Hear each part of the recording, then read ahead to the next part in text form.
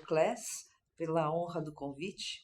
E então, inicialmente a gente precisa saber quais são as definições, né, de miopia, alta miopia e degeneração macular miópica, e isso a Organização Mundial da Saúde, né, para padronizar, né, o quanto se considera. Então, ela tem nesse documento, então, os valores para miopia, alta miopia e degeneração macular miópica. E quanto se considera progressão miópica, né? Então, quando existe uma taxa de progressão miópica mínima de meia dioptria em equivalente esférico por ano. Isso às custas, né, de alongamento axial, ou seja, do crescimento antero-posterior do olho. E deve-se considerar fatores de risco, né, idade, erro refracional, miopia dos pais, diferenças étnicas e estilo de vida, né? Então, tudo isso vai influenciar nessas taxas de progressão, tanto em equivalente esférico quanto em alongamento axial em milímetros. É importante definir, identificar aquelas crianças que estão em risco, né? Então, aquelas crianças que ainda não são míopes, mas estão em risco de iniciar, né, um processo miópico. Então, a gente deve monitorar essas crianças, né? Acompanhar essas crianças, principalmente aquelas pequenas, 4, 5, 6 anos, e erro refracional delas, né? E quem está progredindo, então é importante que a gente retarde o crescimento antero-posterior, né? E o erro refracional miópico, que a gente desacelere esse processo de progressão. Então, é reduzindo o equivalente esférico e é tentando reduzir o crescimento antero-posterior. Dessa forma, a gente vai diminuir a prevalência, né, de miopia, a gente vai diminuir a alta miopia na idade adulta, e isso faz com que, claro, diminua a prevalência de deficiência visual irreversível às custas da alta miopia, né? Então, é importante isso. Quem vai desenvolver miopia muito cedo, então, tem mais chances, né, de desenvolver alta miopia na fase adulta, né? E aí, as comorbidades da alta miopia e a deficiência visual. Essas crianças em risco, então, elas têm maior ou menor exposição aos fatores de risco, né? Então, genéticos, sabe-se bem, isso é evidência, pais com miopia, né? Então, tem filhos que se tornam com mais chances de ter miopia, maior probabilidade, né?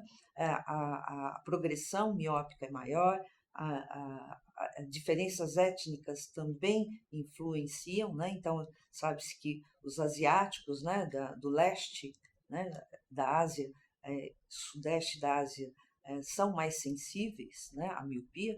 Então, isso também vai influenciar, né, na prevalência de miopia e progressão. A exposição a fatores ambientais, então, mais tempo em ambiente externo, em contato com a luz solar, mais tempo em atividade de visão de perto, né, de uso de visão de perto, tudo isso vai influenciar. Fatores sazonais, a gente sabe que verão e inverno também existe evidência de maior prevalência, incidência de miopia, né, no inverno, e condições de moradia também, né? Quem mora em ambientes urbanos tem mais miopia do que quem mora em ambientes rurais. E o status socioeconômico, né? Quem tem maior renda, famílias com maior renda, tem maior acesso, e tudo isso, seja em eletrônicos, em tecnologia, em ambientes mais intelectualizados, tudo isso contribuindo, né, para a maior incidência e progressão da miopia. E as interações genético-ambientais, né, biocomportamentais. Então, sabe-se que o nível educacional elevado, né, tem a ver com a maior incidência e prevalência, né, de miopia e progressão, e assim como a epigenética, ou seja, o ambiente mudando, né, a expressão genética gênica, né? E aí influenciando todo aquele processo, né, de esclerogênese, com afinamento de esclera, e também aquele processo todo de afinamento de coroide, promovendo, portanto, o alongamento axial. Importante que sejam analisados, né, quando a gente está identificando essas crianças em risco, né, e a gente avaliar os parâmetros biométricos, idade, erro refracional, alongamento axial em milímetros, o poder de córnea, o poder de cristalino, que tudo isso vai ser importante para a gente avaliar e acompanhar esse processo, né, de crianças que estão em progressão miópica. Então, existem fatores preditivos, né, de início e de progressão.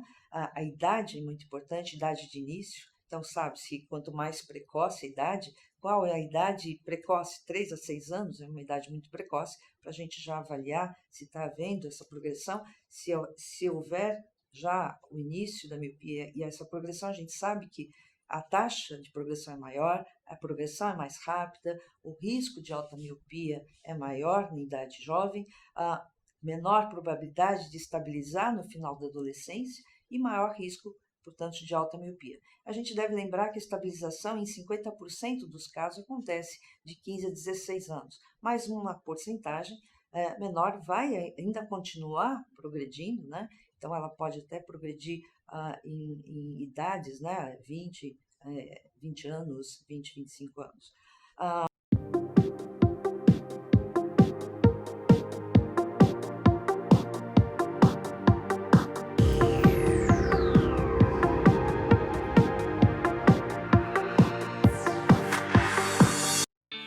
Miru 1 month delivers one of the highest levels of oxygen transmission.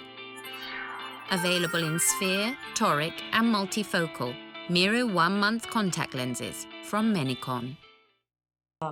O erro refracional ele é variável dependente da idade. Então, assim, a gente sabe que na história natural dos erros refracionais, até 4, 5 anos de idade, a hipermetropia é prevalente, tanto em ocidentais, né, caucasianos, quanto em asiáticos, né?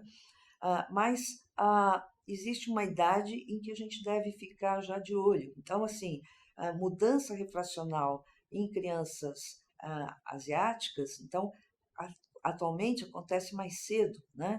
Então, de 5, 6 anos de idade, né? E em crianças ocidentais caucasianas, então, é um pouquinho mais tarde, 6 anos pode acontecer, mas em geral é um pouco maior esse pico, essa mudança do equivalente esférico em crianças ocidentais, né? Então, assim, mudanças entre 7 e 8 anos de idade é mais prevalente em crianças asiáticas, e a miopia nessa idade já começa a ser mais prevalente. Não uma alta miopia, não uma miopia moderada, né? Uma baixa miopia mesmo, mas já é mais prevalente nas crianças asiáticas nessa idade. Importante fator preditivo, então, é uma hipermetropia baixa em relação à idade. Então, esses valores de hipermetropia e essas idades aqui que a gente pode ver, né, à direita, 6 anos, 0,75 ou menos, né, 7, 8 anos vai abaixando, 11 anos plano, ou mesmo uma emetropia, 7, 8, 9 anos. Então, são valores importantes para a gente ficar atento, que pode já estar fazendo naquele processo de metropização já uma mudança para um equivalente esférico negativo. E claro, uma miopia basal no início precoce, né, é um sinal importante, é um valor preditivo importante de progressão. Então, quanto menor a hipermetropia, né, e em relação ao que seria normal para a idade, isso é um risco maior de desenvolver miopia e progredir a miopia, né? Outro valor preditivo, então, seria com relação ao crescimento axial, né, ao diâmetro anteroposterior. Então, ele é determinante para o status refracional. A gente sabe que existe uma taxa de crescimento, né, de 0,1 milímetro por ano até o valor adulto, né, e nos emetrópicos, e nos miópicos essa taxa ela é maior, em torno de 0,2 a 0,3 milímetros por ano. Lembrar que o AXL, o diâmetro anteroposterior do adulto é próximo de 24 milímetros e meio, né, e que é a emetropia, e lembrar que miopia é maior ou igual a 25 milímetros. Então, assim, a criança até os 2, 3 anos, ela cresce rapidamente, depois até com cerca de 22,1 milímetros, depois de 3, 4 anos até o fim, até os 15, 16 anos, ela tem que crescer cerca de 3 milímetros, né? Então, é importante a gente avaliar como está essa mudança, né, no diâmetro anteroposterior para a gente avaliar a progressão. Analisar esse AXL é importante, né? Então a gente tem que levar sempre em consideração os parâmetros de normalidade e mais recentemente tem se utilizado bastante curvas de percentil de crescimento, né, e idade, que são preditores de risco, né? Então uma mudança na posição do percentil tem uma correlação com a prevalência de miopia e com o risco de desenvolver alta miopia. Então, aqui é um trabalho em crianças caucasianas, europeias, né? Então, o que a gente vê, tem outros estudos de percentis também, e que eles correlacionando, assim, comparando, né, os trabalhos e com crianças asiáticas e caucasianas. Então, mostra que percentis em crianças de 6 a 15 anos, até 50, até o valor de 50, então, em asiáticos, não tem um grande risco de desenvolver alta miopia, né? E em europeus caucasianos, nessa faixa até percentil 50, existe uma hipermetropia ou uma baixa miopia. Então, são valores que são parâmetros importantes para a gente também levar em consideração quando a gente está avaliando essas taxas de crescimento. Bem, para os tratamentos são farmacológicos, óticos, né, controles de fatores ambientais modificáveis. Então, nós vamos falar de atropina, né? Então, tratamento com colírio, né, associado ao tratamento óptico com a normocorreção do erro refracional miópico, né, nos óculos, né, e tem outros tratamentos também, orto-K, lentes de contato multifocais, né, para tratar o defócuso hipermetrópico. Aqui nós vamos falar do farmacológico associado aos óculos e aos controles de fatores ambientais modificáveis, que é a exposição, o controle, a exposição a atividades de perto, a atividades em ambiente ao ar livre, né, em contato com a luz do sol. Un comprobado líder en la práctica de lentes especiales y ojo seco. Cuando la precisión importa.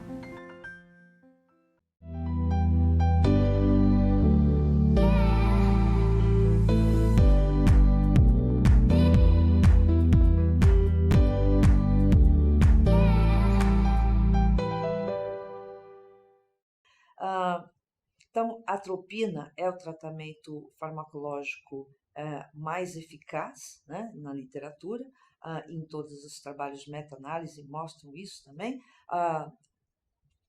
no mínimo com 50% de eficácia, né? Então, os trabalhos mostram 50% no mínimo, mas alguns até 70%, alguns até 80%, né? Mas ela realmente tem evidências, né, do seu efeito em retardar a progressão miópica. É importante orientar os pais que nem todas as crianças vão responder, né, ao uso da atropina. Os resultados realistas são mínimos, mas se a gente juntar, né, aquele mínimo de controle no erro refracional e no crescimento anteroposterior, então isso vai a gente vai tentar evitar que essas crianças desenvolvam altos graus de miopia, né? Então isso é importante para diminuir as comorbidades da alta miopia. Que a duração do tratamento é razoavelmente longa, né? Então, no mínimo 3 anos, a 5 ou a mais, até estabilizar, até o final da adolescência, às vezes um pouquinho mais. Então, isso é importante. A ação da atropina é no diâmetro axial, né? no crescimento axial. É lá que ela vai atuar. Né? A atropina, a Organização Mundial da Saúde, sociedades de especialidade de oftalmologia pediátrica recomendam a atropina em baixa concentração, sendo eficaz para o controle, para redução da progressão miópica, né? Mas assim, por conta de risco-benefício apropriado, ou seja, ela não tem efeitos nessa concentração, efeitos colaterais significantes. Não existem diretrizes definidas, né, quanto ao manejo e redução, mas a Organização Mundial da Saúde ela recomenda que se considere, né, de acordo com os estudos publicados. Então, aqui é uma sugestão do trabalho de Vu, né, um algoritmo de como iniciar o tratamento, né? Então, como controlar, se não controla, aumenta a concentração e, enfim, nós também utilizamos um esquema parecido, né? No Brasil, a atropina 0,01% ela foi aprovada pelo Conselho Federal de Medicina, né, nessa concentração, para o tratamento de crianças com progressão miópica. Então, os critérios de inclusão baseados nos trabalhos publicados, né? Então, crianças com 6 anos ou mais, né? Com um crescimento axial maior ou igual a um AXL maior ou igual a 23,8 milímetros, com progressão miópica de no mínimo meia dioptria em equivalente esférico por ano, né? Miopia entre 1 e 6 dioptrias, astigmatismos até 1,5, né? Essas crianças devem ser acompanhadas com exames, né, de refração sob cicloplegia, né, para avaliar a mudança refracional miópica, né, em equivalente esférico, a biometria óptica para permitir a gente avaliar o AXL, né, o diâmetro axial, em milímetros, e a ceratometria. Então, a refração a cada 6 meses, a biometria anual, em alguns casos até de 6 meses, e a ceratometria para a gente excluir aumento, né, refracional miópico por índice, né, ou seja, causado por problemas na córnea, né, e também a gente pode avaliar também o raio de curvatura da córnea. Sempre refração sob cicloplegia, seja usando o ciclopentolato associado ou não à tropicamida, né? A medida do diâmetro anteroposterior por biometria óptica, que tem maior precisão, maior reprodutibilidade, não é invasivo, de fácil realização. Biometria por ultrassônica pode, ela dá ela dá valores menores, né? Ela não é tão reprodutível, então assim a biometria óptica é a recomendada. Também uma avaliação da razão do AXL sobre a curvatura da córnea, né? Também tem uma correlação com o erro refracional e pode ser também um marcador de início e progressão da miopia, né? Estudos mostram que valores até 3 seriam emetropia, maiores do que 3, então já é um sinal de início e progressão de miopia. Então, o objetivo é controlar o equivalente esférico e o crescimento axial, né? Então, o equivalente, eu falei para vocês, menor ou igual a meia dioptria por ano, e o AXL menor ou igual a 0,12, 0,13, 0,15 por ano, né? Então, o 0,1. Lembra que a gente tem 3 milímetros para crescer até os 24,5 de um adulto, né? Então, aqueles 3 a gente divide, né, pelos anos em que começa já a ter o aparecimento da miopia. Prescrição óptica, né, usando essas crianças, a gente já falou, usando a prescrição óptica e as gotinhas de atropina. E o controle, né, de atividade outdoor e atividade near work, né, de controle de visão de perto com o uso principalmente de eletrônicos, né? Então, distância e tempo, né, de atividade de perto, isso é importante controlar. Sempre maior que 30 centímetros, né? No mínimo 30, né? Nunca menos do que isso, né? 20, 25 é muito, assim, aumenta mais esse fator de risco.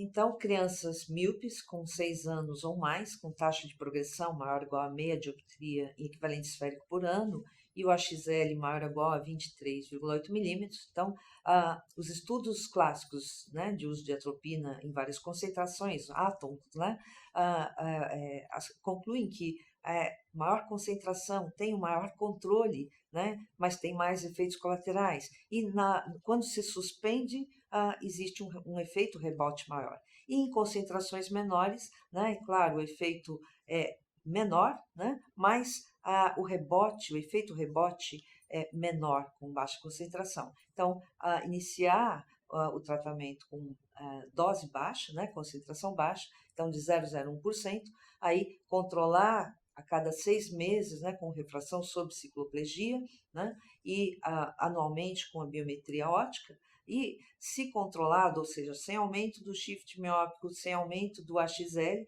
então a cada 6 meses avaliar, usar por 2 anos uma gota à noite. No terceiro ano, diminuir a concentração para metade da concentração da dose, né? Ou a mesma dose em dias alternados durante um ano, sempre reavaliar a cada 6 meses. No quarto ano, suspender, reavaliar a cada 6 meses e, se houver o controle do HL e do erro refracional, então suspender e dar alta. Lembrar que o 0,01% ele pode controlar o erro refracional, o equivalente esférico, mas nem sempre o crescimento axial, né? E se houver rebote, retratar com 0,01% e reavaliar a cada 6 meses por um ano, se houver esse controle, então alta. E se não houver ainda o controle, considerar tratar até estabilizar, né? Ou seja, em geral, até o final da adolescência. Lembrar que 50% estabilizam até os 15 anos de idade. E naqueles casos, né, que não houve controle em 6 meses com 0,01%, então lembrar que 18% dessas crianças não responde a 0,01%, então, ou seja, apresentou um shift miópico maior do que meia dioptria e um HL maior do que 0,1, 0,12 milímetros, né? Então, aumentar a concentração para 0,02 ou 0,025, né? E controlar a cada 6 meses. Manter por 2 anos. Se controlado, então no próximo ano diminuir a concentração novamente pela metade ou a mesma concentração em dias alternados por um ano. Se controlado, né, o HL e o equivalente esférico, o shift miópico, então suspender e reavaliar a cada 6 meses e alta. Se houver rebote, então nesses com 0,025, que a metade da dose de 0,025% houver um rebote, então considerar retratar com 0,025% ou 0,02% e avaliar a cada 6 meses o mesmo esquema de controle. 0,02 e 0,025% mostraram, né, nos estudos LAMP que tem uma melhor eficácia que 0,01%, né? Só que sim, podem ter efeitos colaterais, mas estudos mostram que 0,02 e 0,025 ainda são toleráveis, mas até 0,02 pode ser bem tolerado em relação a ter problemas de acomodação, né? Diminuição da acomodação e não ter assim ter uma midríase, mas assim que seja tolerada, né? Mas lembrar que essas concentrações podem, em alguns casos, ser necessário então uma lente de óculos multifocal, né, e fotossensíveis, né, por conta da fotofobia, por conta da midríase, dos efeitos colaterais de uma maior concentração. E naqueles casos em que não houve controle com 0,025, então considerar aumentar a dose para 0,05%, né? Então o estudo LAMP mostra que 0,05% é mais eficaz no controle do shift miópico, né, e do HL, né, em relação às outras concentrações. Então, o cronograma de avaliação é semelhante a cada 6 meses, refração sobre cicloplegia, avaliar os parâmetros biométricos por biometria óptica, né, e controle de alta também semelhante. E considerar, nesses casos refratários, a concentração de 0,025 ou 0,05, o uso de multifocal e lentes fotossensíveis sempre, porque, como eu falei, os efeitos colaterais podem realmente ser manifestos, né? Naquelas crianças que com 0,05% não houve o controle, então pensar em associar outros tratamentos, lente de contato multifocal, orto-K, né, junto com o tratamento da atropina. Então, o cronograma de avaliação e alta são semelhantes, né, se houver um crescimento acima do esperado, mas menor do que inicial, então considerar manter até estabilizar ou suspender o tratamento. E naqueles casos em que a criança tem uma idade de 6 anos ou mais, mas tem uma taxa de progressão já elevada, de uma dioptria equivalente esférico e um HL maior ou igual a 24 milímetros e meio, ou seja, já tem um diâmetro anteroposterior do valor de um adulto, né? Então, a gente deve considerar iniciar com uma dose maior, né? Então, os estudos LAMP1 e LAMP2 nos mostram, né, o 0,025, 0,05 são mais eficazes, né, em termos do controle do HL, mostrando que o 0,01% foi semelhante ao placebo, ou seja, foi ineficaz no controle do HL. Então, pensar em iniciar com uma concentração de 0,025%, né, nessas crianças que têm esses parâmetros. Lembrar que o 0,025% nesses trabalhos mostrou o dobro da eficácia do 0,01%, né? Então, reavaliar a cada 6 meses, se necessário, então, aumentar a concentração para 0,05% e seguir o mesmo cronograma proposto, né, para acompanhamento e alta e o tratamento até estabilizar. E estudos recentes mostram que, nesses casos, né, refratários ao tratamento com atropina, a combinação de diferentes tratamentos é eficaz, né? Então, associar lentes multifocais, né, ou orto-K para o tratamento do defóculo hipermetrópico ao tratamento com atropina, então, esses estudos mostram evidência de maior controle no HL e no shift miópico. Muito obrigada.